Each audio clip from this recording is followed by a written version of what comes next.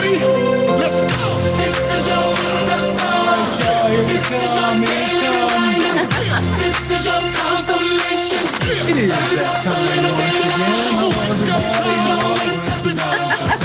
Hello. We are back. We are That's me. Yeah. Turn off. Okay. Yeah, I'm the one that turns off. All right. Hello, everybody. We are back once again, and we're here. We're here. We're here. We made it. Yes. There were some questions. Wait till we tell you. Yes, we were not too sure. We were not 100%. But you know what? We said we're covered by the blood of Jesus, so we will always be okay. Yeah. Thank you, Lord.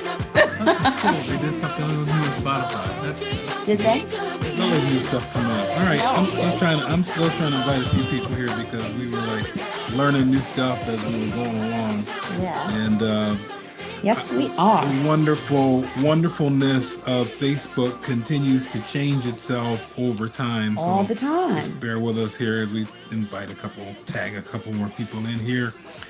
There are more changes coming to Facebook. It seems like all the time. Well, it's part of upgrading, right? They continue to upgrade themselves and try and get things, new concepts, new things that you can do. And then we have to learn all over again. We got to relearn the whole thing all over again. Yes. Okay, what is it now that you can and can't do? So we're catching up here just a little bit.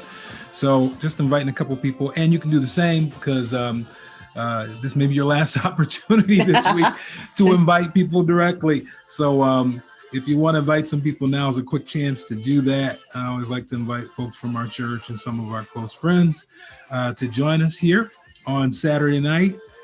It is once again a Saturday night, just one or two more I'm looking for on my Saturday list. night. Here, we try and usually do this while the pre-stuff is coming up. Yeah, So but they changed some things. yeah, so we were learning. Okay. Yes. So anyway, I think we're about there. So hello everybody. It's about 8:02 here, and we're back with you once again for conversations. My wife and I, Yes. Pastor David Stewart, Lady Pamela Stewart, are glad to have you. See some people coming on. Make sure you say something. And Sister Debbie. Hello, Pastor. that Debbie. First Lady. Hi, Deb. Yes. Hello. Yeah. Nice to have you on with us. Yes.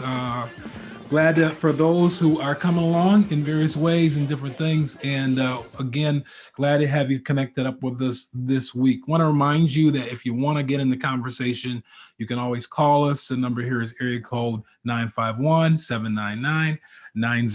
You can call us anytime, or you can comment. And, if you're there, say hello, be part of the connection here, Yes. say something, say hi, Communicate. comment, It's a two-way whatever you thing. want to do.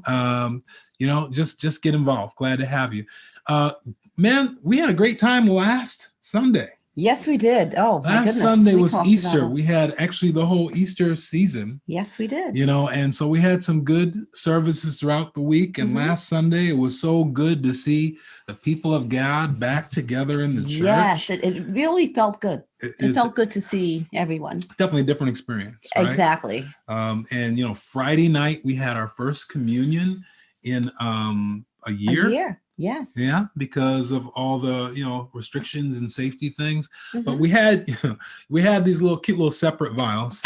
Forgetting to bring I them. don't bring them there at the church. But okay. They're not like the ones that the little cups you normally saw. These were like some little different ones. I see a heart there. Hello, thank you. Yeah.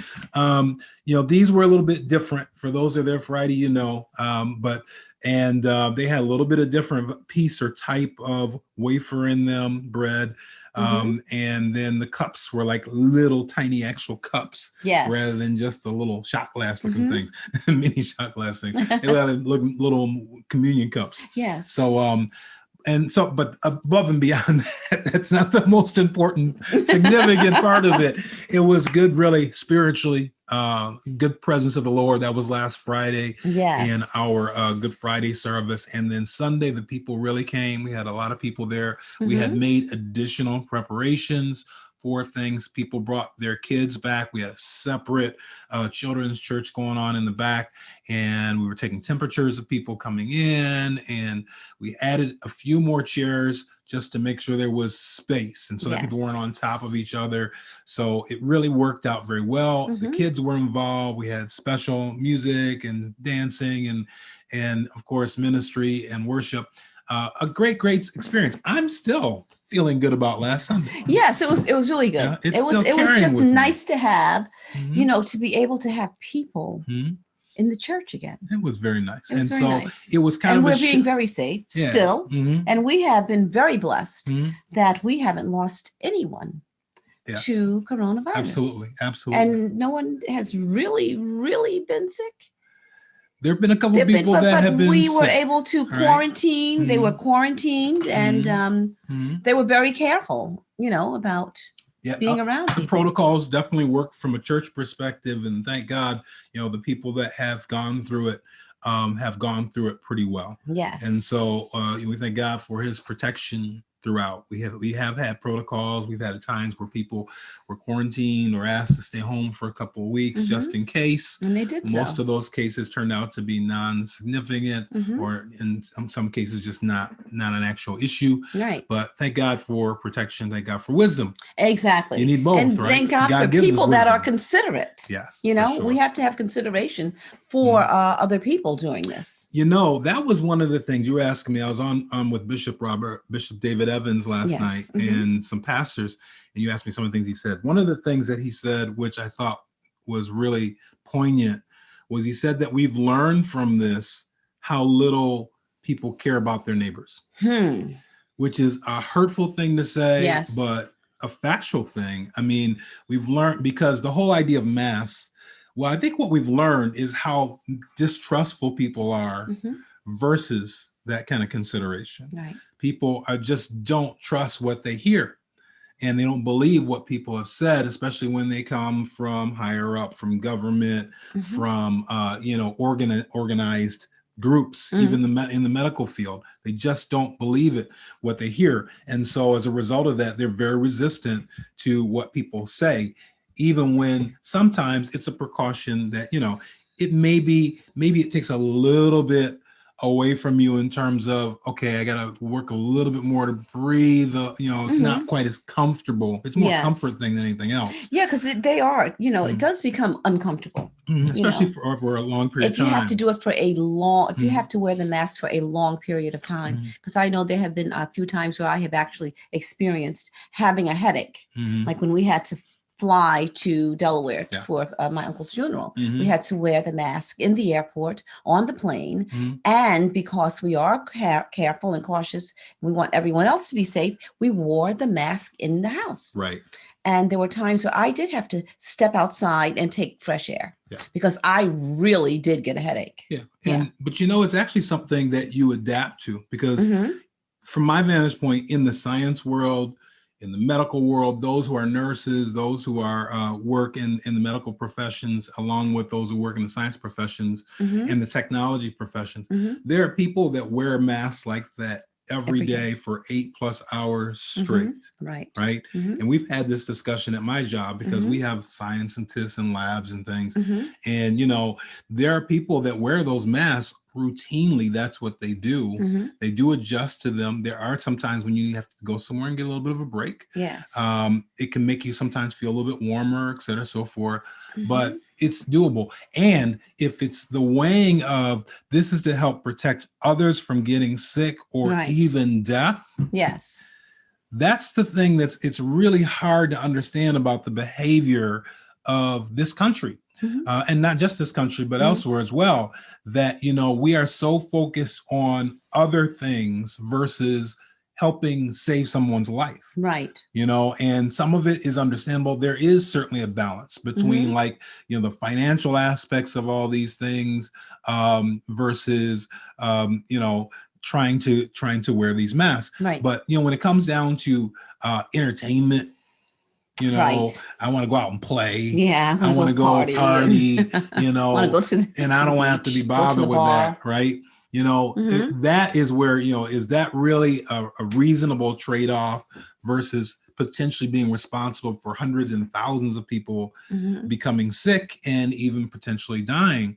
That, we've had a lot of hard choices. The school issue was a tough choice. I'm not saying this stuff is simple, because there are complexities around it, but we really did find how much people are more focused on what their personal needs and interests are versus the whole picture. And a lot of the reasons we talk about that is because it would seem like if a lot of these things were addressed right up front, we could have stopped so much of this before it happened. And you see it in some areas, places like New Zealand and even Australia, where they were very active very early. Yes, very proactive. And as a result of that, they've had like no COVID.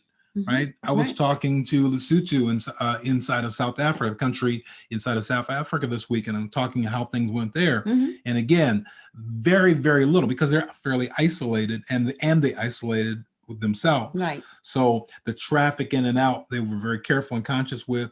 And so they haven't had experience we've experienced. We have allowed this thing not only come in, but then to spread everywhere with very little initial resistance or discipline.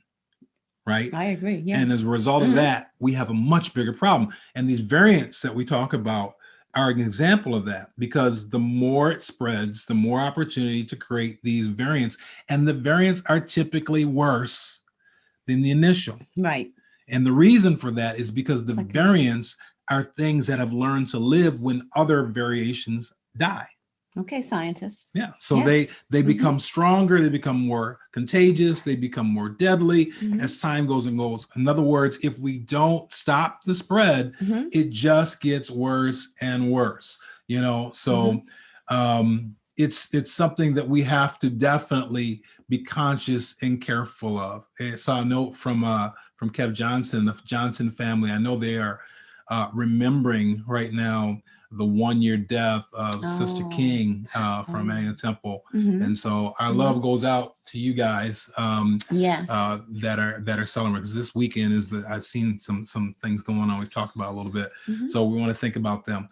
But also, you know, so this is kind of where we are. And, you know, as long as we're on this, we might as well talk about what's happening with the vaccine and all this stuff. By the way, we had our second shot today, this morning. Yes, we did. Which is why we were kind of teasing about we're here, because we weren't really sure how that all was going to work out. Oh, I'm thinking positive. Yeah, she was very optimistic. I'm so happy. I'm glad she was. I was like, I don't know, you know.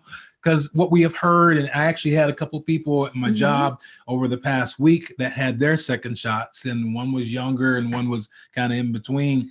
And they were both like, oh, that second shot, man, it took me out. I'm just like, be careful. I was like, you know, one of the guys probably in his 40s, he said he slept for like 14 hours after he took it. Wow. And he was wiped out.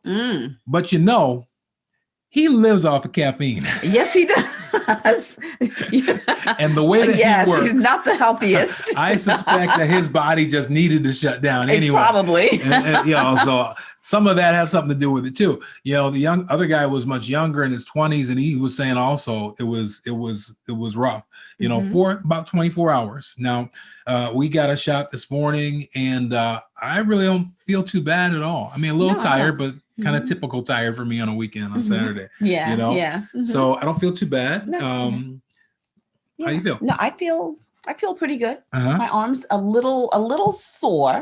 Well, it's not even sore. So it's like a little. No, you never do that anyway. Well, you know, it's funny because mine this time is not so. I don't feel anything. Really? And it was funny. It was funny. So because when she gave me the shot, we were all separated out. My mother-in-law was there as well. All three of us were out. She gave me the shot.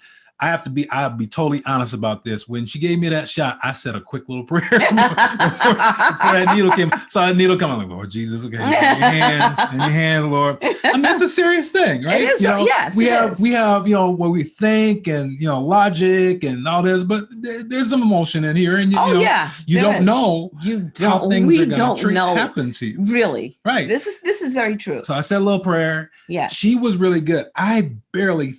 I mean, that was one of the lightest pinches I've ever had. It was very light. Yeah, just barely felt it even. I wouldn't look. Yeah. No, I'm not gonna want to see. you know, and my arm last time, the first shot. By now, my arm was getting quite sore, and by the morning, it had swollen up. You know, by night actually, it had swollen up. But right now, nothing. So it's there's a lot of unpredictability And you said your mom was, how's your mom doing? She's fine. She Mhm. she said her arm was a little sore talked to her just a little this while ago, right? afternoon. Mhm. Yeah, but she's okay. Yes. So usually what they say, if you're going to have some side effects from it, it's within like 24, 36 hours. Yes. Last time after the first shot, yep, my arms, that was really the only real problem. I was achy, but I think it was achy because I had been exercising the day before. And like anything that's tired gets more tired. But my shoulder is fine this time. We'll see what happens overnight. Yes. But also really at this point feeling good, and that's a good thing. Yes. One of the things. So one of my co-workers happened to share when we were talking about all this. He says, yeah, I hear that the symptoms are less extreme for older people. Yes. And so he was kind of teasing about it, but knowing him, he got that from somewhere. So maybe, I don't know, maybe there's some truth to it where the younger people, because your body hasn't been as exposed to as much, right, responds more radically than us senior folks who have been around and seen a few bugs over time. Over the time. But you know what? Yeah. He's not the healthiest. Yeah, but there was somebody even younger than him that had kind of worse than exactly. Him. So, exactly. So, I mean, we don't know. We don't know. It's very unpredictable. If you have other things going on too, like tiredness or, just other things, it could affect you different ways as well. Right. But, one thing to keep in mind, back to the scientist piece of it again, is that, when you are feeling those side effects, that is not you getting sick. Right. A lot of times we relate, headaches and even fevers and achiness with I'm sick. That's actually your body fighting the sickness. Exactly. Those are the ways your body resists it. By your body raises the temperature to try and kill off something that's invading it. You'll see tenderness and things like that. It's because white blood cells are being developed to fight it off. Yes. So those are not symptoms. If you get the vaccine and you start feeling those things, those are not symptoms. Oh Lord, it made me sick. No, it's your body actually responding and learning how to fight the indication of whatever that is, that vaccine is trying to expose you to. So don't be alarmed. If you get a lot of people like, oh Lord, I might have those things happen. No, don't be alarmed. That's actually a sign that it's working, that it's causing a response, a reaction in your body. Right. And hopefully that is helping prepare you. Now, what we're finding is people that do get the vaccine, some of them are still getting COVID. They're still testing positive for COVID. Yes. But one thing for sure is if you get it, you're not going to end up dead. You're not going to end up in the hospital. It's your symptoms are not as severe. And sometimes non-existent at all. Exactly. So because your body, again, has already prepared for it, it's much more ready to fight it. And so in either case, it's a very good thing for you to have because it prepares you, in case in case you do actually get exposed to the virus. So you can still be exposed to it. You can still be around it. It could still have an impact on you in terms of you get enough of it in your system where it's trying to invade, but you're prepared. So from all the science aspects of it, this is a really positive and smart thing, and we do continue to encourage people that it's really the right thing to do. So at the current time, we are in the country now starting to really pick up the pace. About 3 million people a day right now are receiving, let's go to the vaccine first, about 3 million people a day are receiving the vaccine right now. According to these stats that are here, about 20% of the entire population in the United States has already received their second dose. 35, about a third of the population, total population, has received their first dose. Now, they've been talking about these numbers in terms of adults because mostly up until recently, it's only been adults that have been allowed to have it. So from an adult population, that means over half of the adult population has received the first dose. Right. And second dose, that's about a third of the adult population has received the second dose. So we're making progress throughout the country. You can see from this map, the darker it is, the more dense they have been taking the vaccine. And so in the Northeast here, Wisconsin, you can see New Mexico, This because of population. Alaska is pretty high. California is working very hard, but huge population there. Yes, that's so true.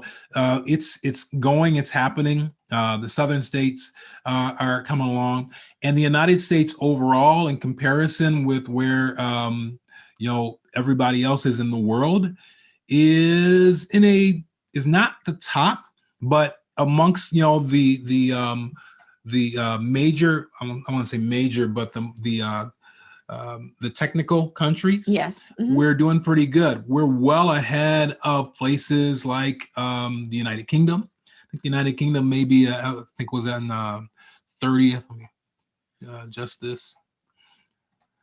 I think the UK was somewhere. Israel's way up there. Some of these are population based. Very very small places are very very high, but amongst the United Kingdom is at 50%. Okay, versus we're at that's not the right number. Where the United States? Oh, there it is. We're at 34%. So United Kingdom is ahead of us, and then after that it drops off. Germany and France and all those other countries from Europe, etc., are way lower. Some countries don't have. There's Germany at 15%. They're coming along much slower. There are other countries that you have no information on, like, for example, China is not reporting any of their information. Very suspicious that they won't share. Or they're just doing doses per person. They're sharing that piece of it. So, there's progress happening across the world. You can see it's still very low. That's what I was looking at here. Only 5% worldwide have had their first dose, 2%. So while some countries that have more finance and availability access are driving it more than others, like the United States, others have. Now, some of them also aren't really experiencing COVID like we are. Interesting one would be Brazil, because Brazil has a huge problem right now. I'm curious just to see if we can find them real quick. Huge. Brazil is probably the number one country in the world. They're at 10% in terms of COVID. They have huge rates of COVID and deaths and sickness going on there. So they've got a massive problem, and they delayed. Their political leaders said, this isn't real. Ignore it. It's not a problem. Yeah. And they didn't get started with vaccine until much later. So in the meantime, they had a huge sickness rate. So, across the United States, we've been watching this since the spring break, and you can see we did start ticking up a little bit net across the United States. But it's really interesting because it's very diverse.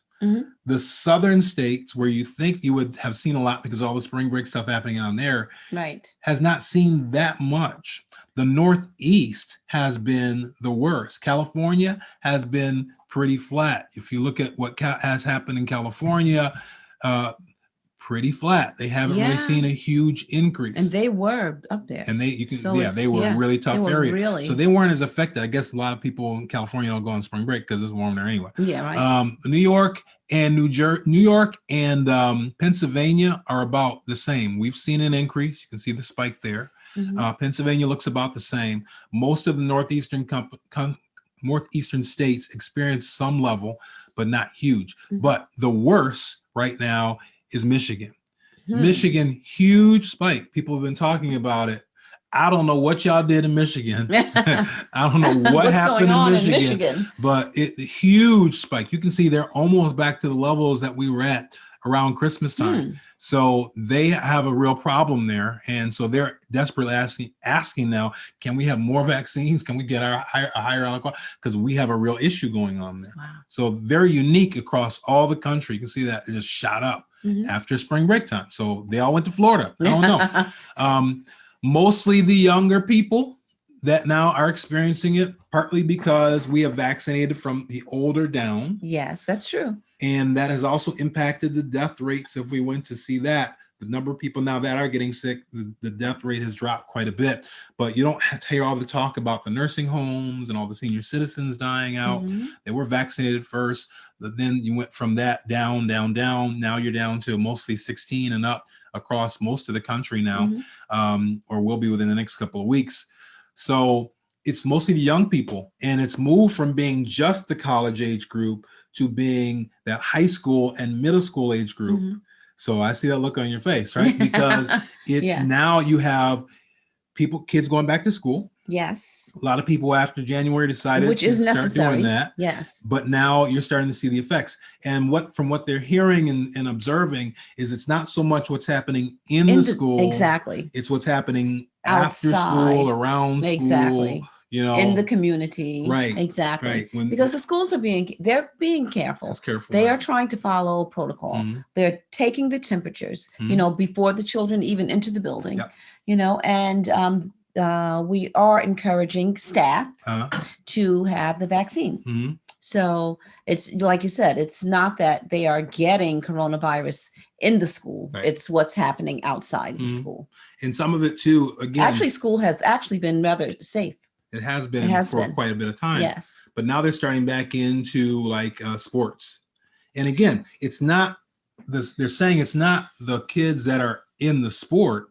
They're saying it's like tailgating parties and stuff like that that's happening out around the activities. Yes. It's where people are connecting up. And now that it's getting warmer, people are back to hanging outside. I was driving by. Remember that house we saw with the big thing? Oh, yeah. The big bouncy house. Somebody was having a birthday. Yeah, somebody having a birthday. Well, I drove past a few minutes ago and it's packed out there. Is it really? They got kids everywhere. Look, they had literally this bouncy house was bigger than the house. As big as the house. Yes. It was at least a story and a half tall. I mean, it was huge. So you knew there was going to be a lot of people. A lot of people. Wow. So, a lot of kids. Exactly. Wow. So, but one thing about school too is that right now they are not promoting, or they're not going to have physical education where the kids are gathered together and playing together and having so much physical contact in general. So we're not quite ready for that. Organized sports. They're doing organized. Well, yeah, they somewhat. just did the NCAA. Well, no, I'm speaking about I'm speaking about city schools and elementary schools and primary schools. But here in Rochester, they are releasing them to start doing outdoor sports. Maybe outdoors. I don't think well, you know what? They are doing outdoors. The kids can go outside and they can, play. But as far as contact, like the football, playing football and things like that, that's not happening right now. Yeah. So we'll see what happens, but that's kind of where we are. Again, about 3 million. I think I said this already. 3 million people are being vaccinated a day. It was interesting because the line that we had today was a lot busier than the line we went to last time. Yes, well, they said the line that we were in today were for everyone that was having the second dose. So I guess there's more people that getting the vaccine, have gotten the first one, and they're getting the second scheduled one in for the second one. So it's there's a lot going on with that. I know there's still a lot of people that have a lot of concerns about what this all happens. Is it safe? What's going to happen to us? What are we going to look like in a year? Are we all going to grow a third year in our I know I'm teasing, but I understand it's a serious reason to be reserved. Exactly. And again, I always just say that I think the risk of avoiding it is higher than the risk of having it at this point, based on all the things that have been done to study this and understanding what it is. Yeah, I can understand because actually we are the first. Yes. Yeah. So this is the first time it's been done this rapidly. It's the first time somebody's developed something this quickly. It's the first time it's been produced and distributed this rapidly. Right. Yes. Accidents and mistakes can happen. Oh, yes. And then they go back and try and correct whatever was wrong. But totally understand, but it is important.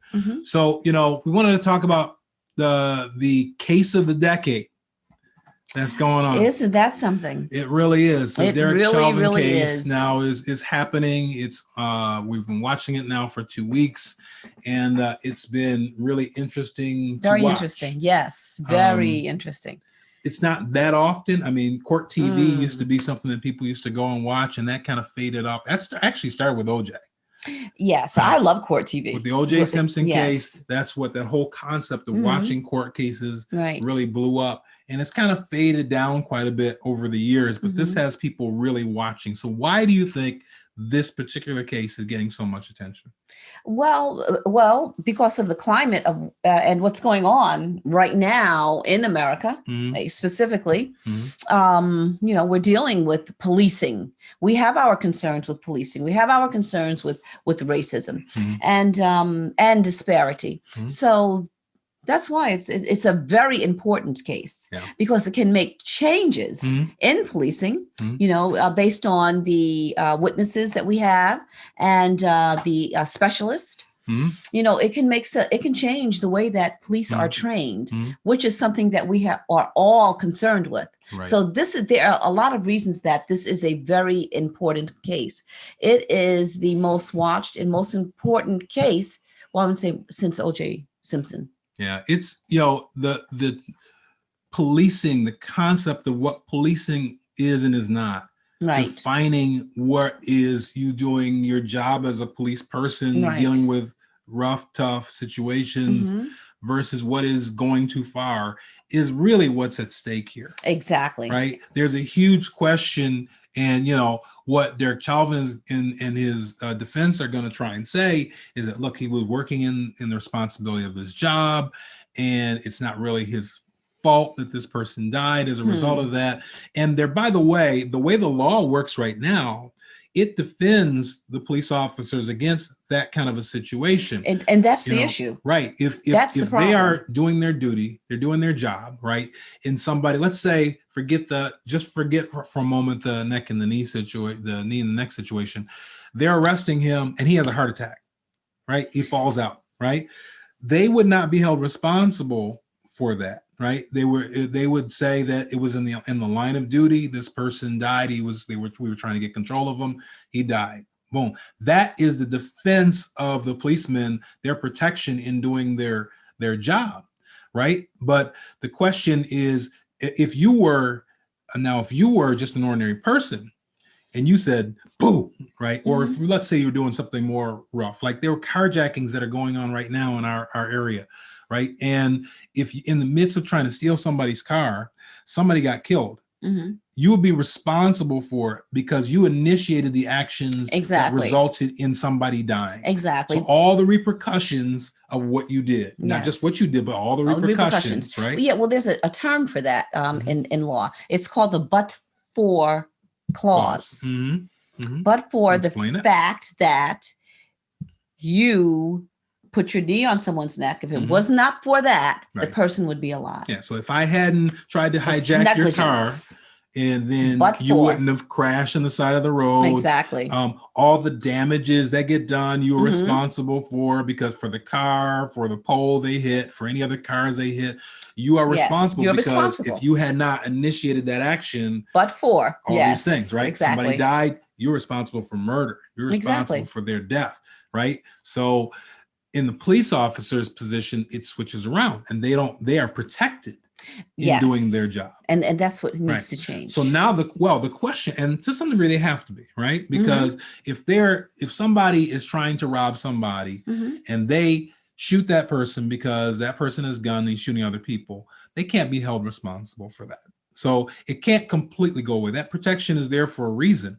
However, there has to be some limit, some line. Exactly. And what happens is you get to these gray areas in the law, and that's when you get these cases that come through. And by the way, there's nothing that says this case is going to be over after this case is over, because it's more than likely going to be appealed if he loses the case. And this could be a Supreme Court case. Oh, yeah, it could be. Because this question of how much protected a police officer is and how far, what do you call outside of their role and responsibility of a police officer, is the real question here. Right. What the defense is arguing is that, hey, he was doing his job and he didn't die because of what we did. He died because he was sick and he had an enlarged heart. He had existing conditions. He was on drugs. And so, look, I was doing my job This man just happened to die. You can't hold me responsible for that.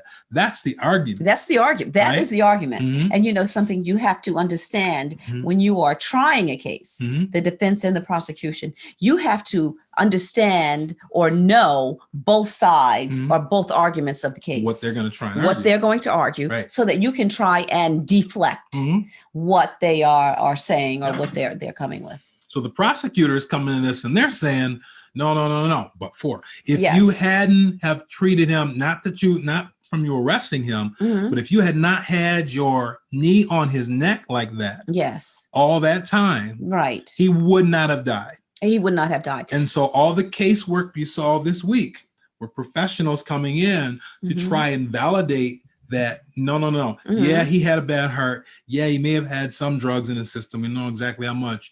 But whatever he had, we don't know whether that in and of itself was enough to kill him or not. Mhm. But they're saying that really the reason he died was because you did this to him. Exactly. In fact, one of them said no normal person Right. could have been expected to have survived what was happening to him. Exactly. Mhm. Exactly. So really, But they said his breathing and everything, Mhm. the shallowed. the pulmonologist. Mhm. Yes, he said that he had normal breathing. Right. That there was nothing Until actually they put that pressure on him. until they put the pressure on him. And so they're trying to prove that case that look, you were exerting this force, and when you understand this, when you are like, if you're in a car accident, Mhm. and you get pressed under something, you can die just because you cannot breathe in.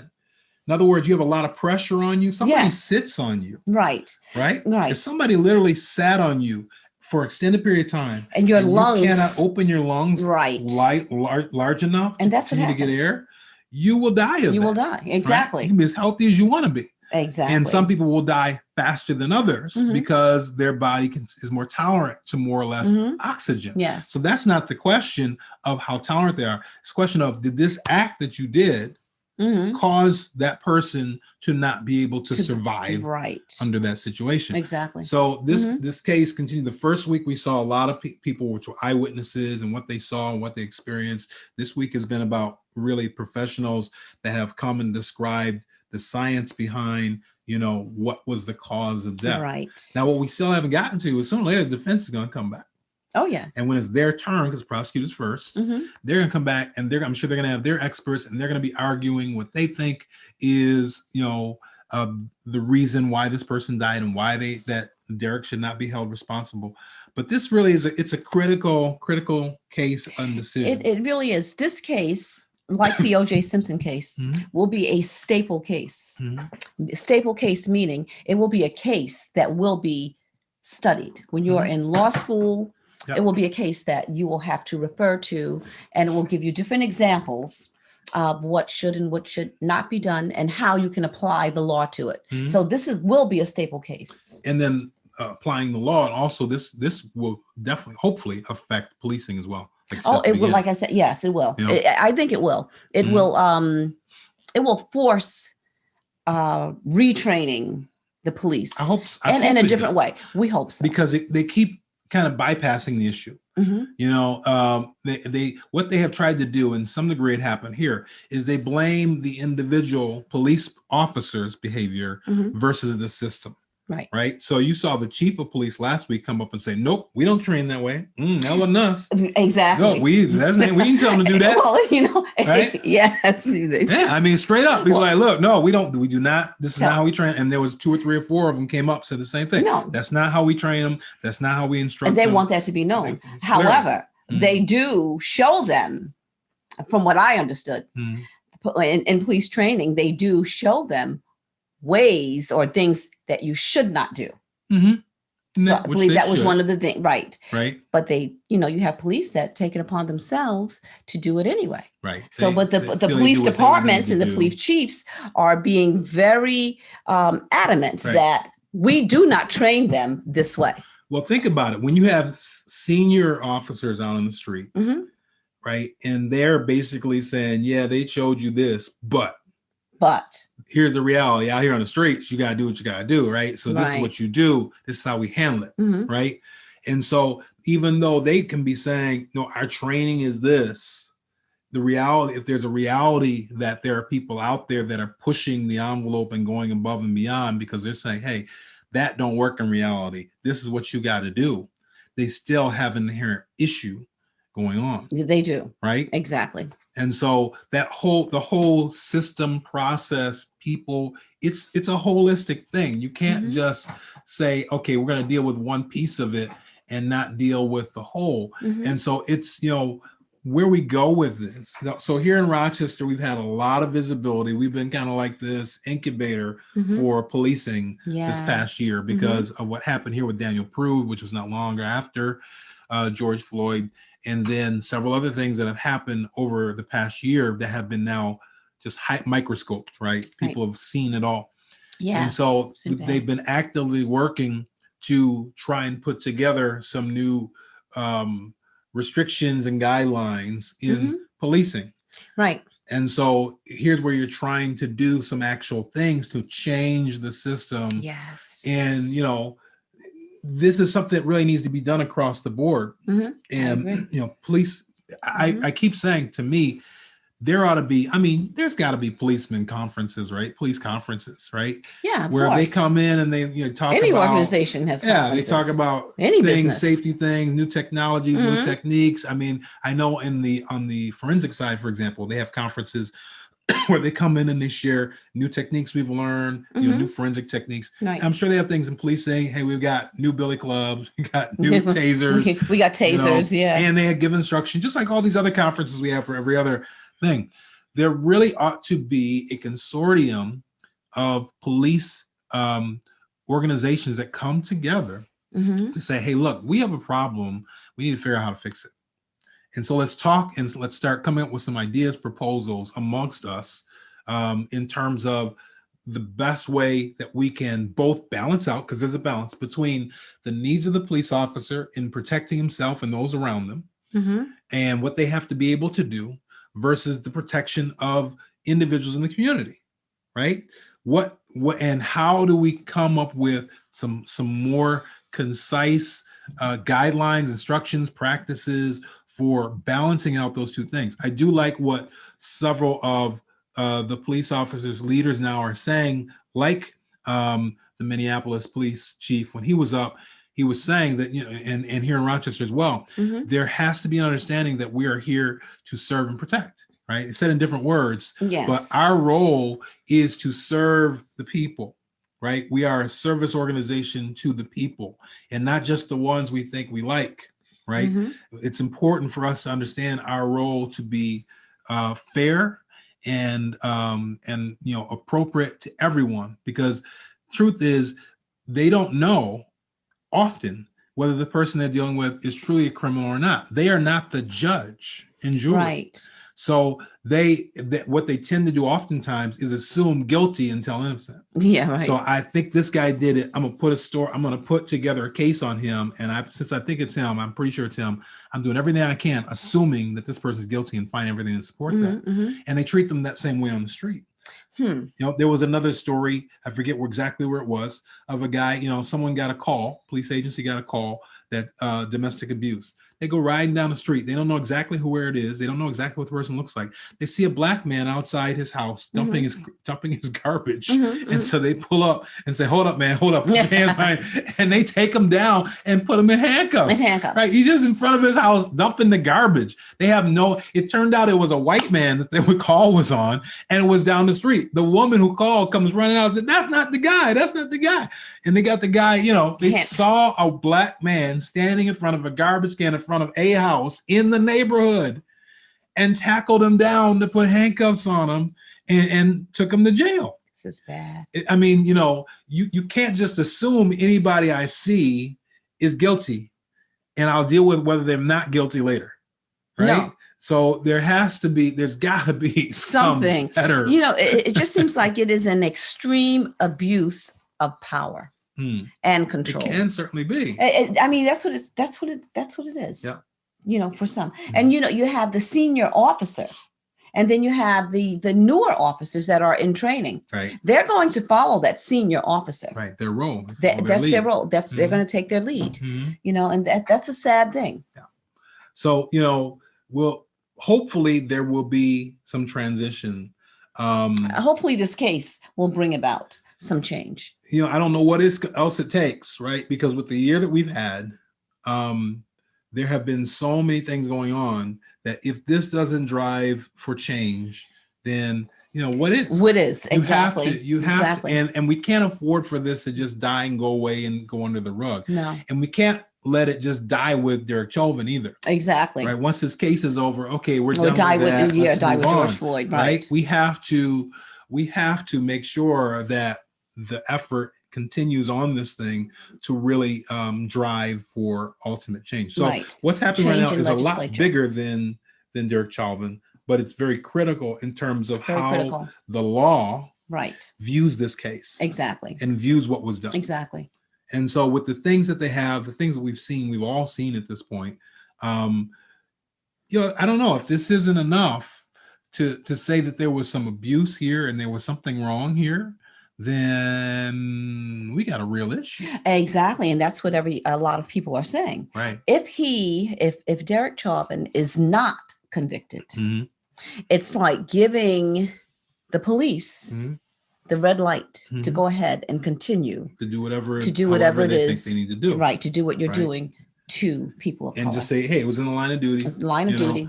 But the other part of it, by the way, so that incident has like 3 phases. It has phase 1, which is where the cops are called and they're addressing the fact that this person was accused and therefore they're confronting him. They want to take him to jail. There's some resistance on his end, which ultimately ends up in a tussle. He ends up on the ground. That's all phase 1. That's police work. Right. Phase 2 now is the extended and continuing force on him, even to the point when he is helpless. He can't really defend himself. Right. And you've got him fully under control, but yet you continue to apply this force like he's still in this resistance mode. Exactly. Right? That's phase 2 out of 3. Phase 2. Right. Right. So you got that going on until the point where he now is motionless, stops talking, the chest stops going up and down. The heart rate stops. Exactly. And according to what we've seen, I think it's like 2.5 minutes past his actual heart rate stopping, they still are applying pressure. That's still phase 2, right? Yes. So that's okay. We move past policing into, hey, this is excessive. Right. Now phase 3 is, his heart stopped. He's not breathing. And yet you still don't do anything to try and help recover his life. Exactly. Other than, well, let's call somebody. And when the EMT arrived, the EMT person had to ask Chauvin to remove himself. Get out of the way. Get out of the way. So remove yourself from George Floyd so that we can check him and put him in the ambulance. So the depravity of Derek Chauvin is going to help convict him. Yeah, that's really going to define a lot of exactly what level he gets charged. Well, he's already been charged, but what level he gets found determined guilty if he is with the level, whether it's murder 3, murder 2, homicide. Manslaughter. I think that'll have a lot to do with it. I think but so. What is going through your head when you have your knee on this person and their heart is stopped and you can't feel a pulse and you continue to stay in that position and you're doing nothing about the fact that he's not breathing and he has no pulse, right? How do you continue in that hey, I got to control. There's a mindset. What are you trying to prove? Are you trying? At this point, the only thing I can think of is you don't want the people around you to know he stopped breathing and his heart stopped. So you're staying in this position to pretend like everything is still under control until the paramedics. I want to do is get him out of here before there's a riot. That's the only way I can imagine as to why you would continue to not offer CPR and not, because understand from what we understand that all those police officers are trained in basic CPR Exactly. as part of their education. Right. So if his heart stops, they should immediately turn him over and start CPR until the ambulance gets there. There's no waiting for the ambulance to come and Well, start that. as I recall, one of the other officers asked Chauvin, should we turn him over? And Chauvin refused. They wouldn't even turn him over. They wouldn't even turn him They over. know he's lifeless, he's limp. They checked his pulse while they had him down. So they knew, like I said, about 2.5 minutes into it, they're still holding him down and they know his pulse has stopped. They had an EMC in the audience who already offered to help. So like I said, the only reason I can imagine why they would not actually shift gears is because they're afraid that if this crowd sees them start working on him, they realize that his heart has stopped, that the crowd is going to get mad and they might have a riot on their hands. That's the only thing I can think of as to why they would do that. There wasn't not a whole lot of people, but they were very upset. Sure, they were upset because they could see that they watched the whole thing. They watched the whole thing. They could see that you're killing the man. They were actually saying this, and it meant nothing. But this happened right in a movie. Remember, I think it was American Gangster. The movie with Denzel. Yes. Was the bad guy. Yes. American Gangster. And in that movie, they were one of the good cop got called by one of his friends because he was in some shady place. He was actually doing drugs, and he ended up shooting the drug dealer. Yes. And so he calls. Didn't we just watch that recently? He says, man, you gotta come.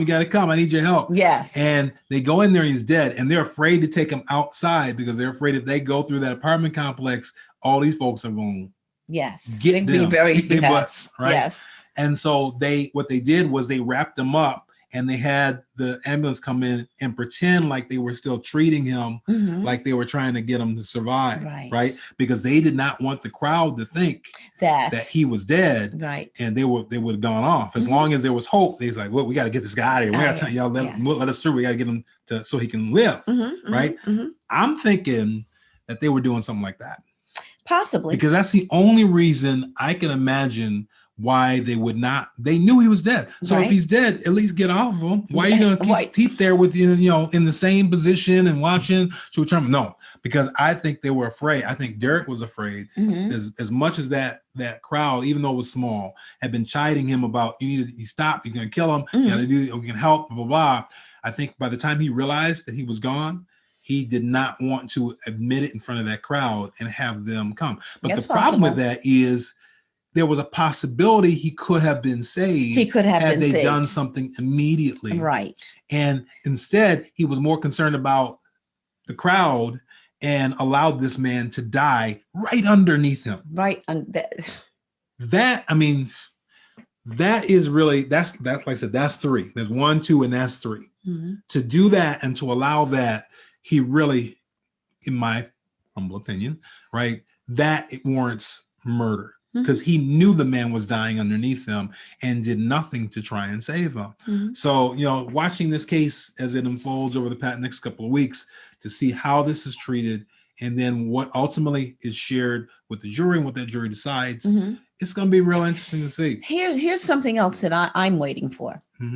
I'm waiting for an employee of the establishment that Chauvin and George Floyd worked for together.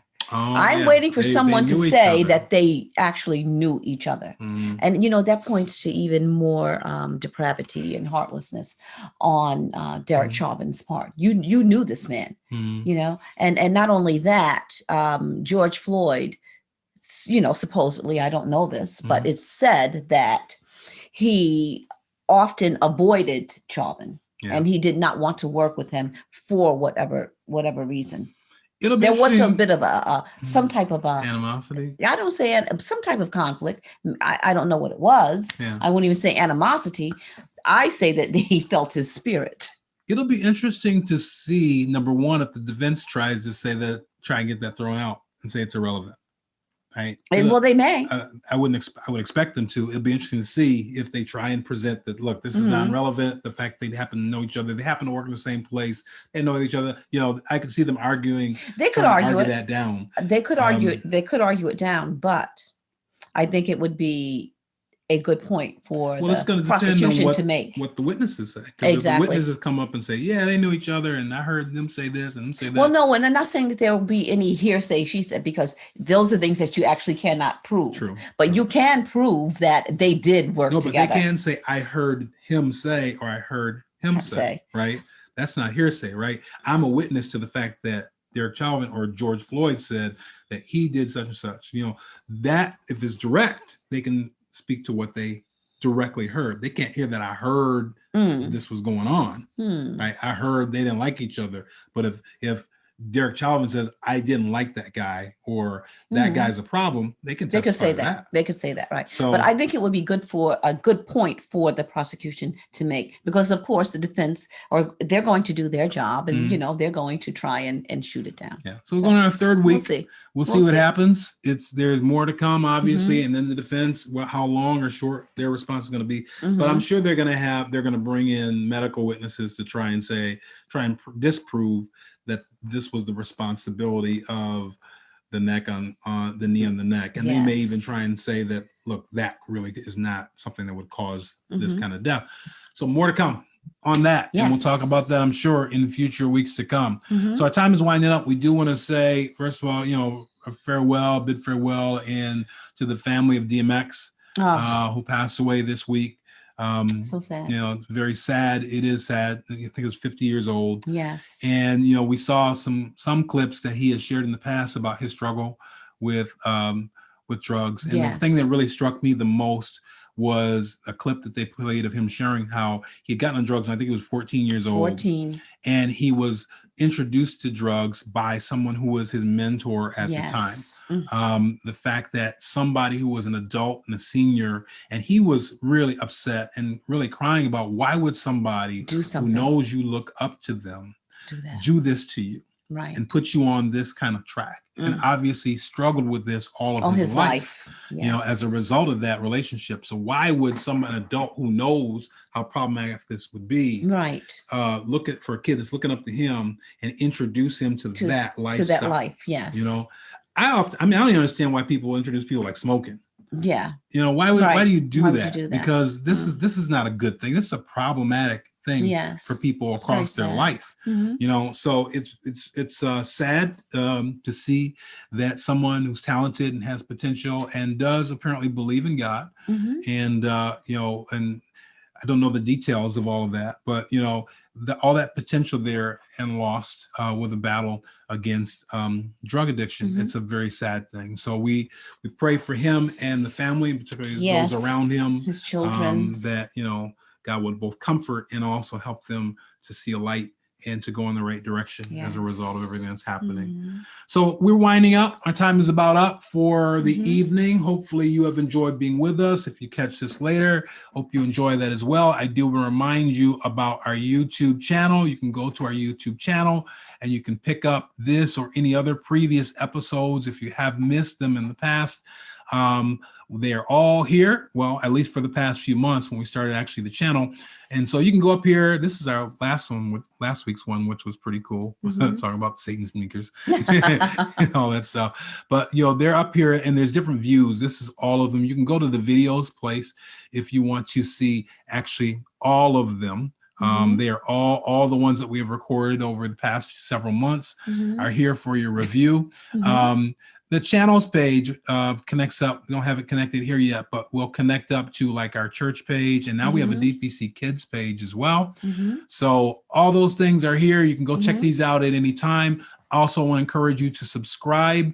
We're the owners, so you don't see the button here. But if you go on to Conversations, you'll see a subscribe button. If you hit that subscribe button, then every week when this posts, if you missed us, it will send you a notice that it's uploaded and you can go check it out at your convenience. Okay. So feel free to do that. Please, in fact, do that. Subscribe. And by the way, if you want to find it, just type in Conversations, Pam and David. Just type it in the search bar on YouTube and you will find it. Conversations, Pam and David. We only got a couple subscribers, y'all. So we want you to come on and subscribe so that we can build this up. Yes. All right. Yes. And also, people, even though we are having and getting vaccines, be sure to continue to wear your mask. Absolutely. Because even though we have our vaccines, we still don't know if we are asymptomatic, and you still could pass it on to someone else. Yeah. So like we are doing in church and in our working environment, in schools and wherever you work, we are still continuing to wear our mask. And I have mask here, matching mask, colorful mask. And I also have bags now. You gotta hold that up. I gotta hold this up. I also have matching bags that I make that you can carry along with your mask and your head wrap. So let's keep wearing our masks so that we can all be safe. You know, now the men need something, right? Well, I'll work on that. Yes. Ladies, so. Yes, I'm going to. We got masks. I'll make some other things. Yes. Something more since we go in that direction. I'm going to have a whole line of things. Yeah, since we go in there, okay, we're going to need a little something more on our side. So, but these bags they're very nice. They're very easy to carry. Yeah. And they carry a lot. Yeah, and I think they're beautiful. So stay tuned. So make sure and keep up with us tomorrow morning. We'll be on 11:30. That's beautiful. 11:30 a.m. It comes in the whole set too. Okay. So 11:30 a.m. tomorrow morning for our morning worship service. I am preaching tomorrow about hell. No. Real popular subject here. Hell. But necessary. Yes. Necessary. Fire. So tomorrow you want to hear about hell. I know you don't want to, but you need to. So check us out tomorrow morning at 11:30 a.m. Latasha, Latasha says she needs to buy a whole set. You need a whole set. I got them. So, I'm making them. Now y'all want to talk. Thank you. Okay. We'll talk later, Natasha. So join us tomorrow morning. And pants too. We'll be at the church 11:30 live. If you can't come there, make it to the church. Then by all means, join us on live stream, and we will connect up with you tomorrow. Next week, continue on as well. God bless you. It's about time for us to call it a day. Yes. Well, not really call it a day because we still have things to do. But, I intentionally got a lot of stuff done yesterday. Just in case. I didn't know what was going to happen today. Yes. So, but I'm feeling pretty good. Yeah. I got some things that I have a few things that I need to do. Yeah. So enjoy your evening. Look forward to seeing everybody in tomorrow morning. If you're on, don't forget to share. And again, just a warning, this is like the last weekend through Wednesday that you can actually do watch parties because they're going away on the 15th. Yeah. So join us tomorrow. Do a watch party, share Wednesday as well. And we'll look forward to connecting up with you. After that, you got to go directly to the church page. Yes. So make sure you're connected to Destiny Preparation Church page and that you like that page and that you are say yes to notifications and you'll get all the stuff when it comes up. All right. Good night, everybody. I'm hungry now. And we're going to go do our thing. Okay, darling. All right. We'll see you. Bye, everybody.